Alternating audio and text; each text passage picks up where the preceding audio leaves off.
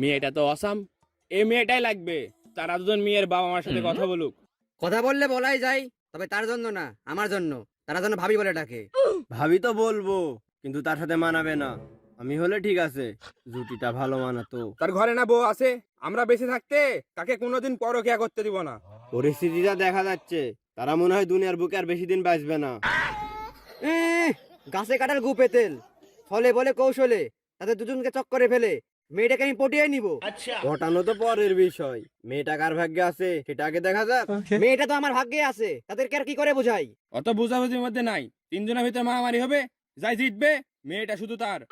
ভাবছিলাম তাদের গায়ে জীবনে হাত তুলবো না, আজকে তুলাই লাগবে। আসুক।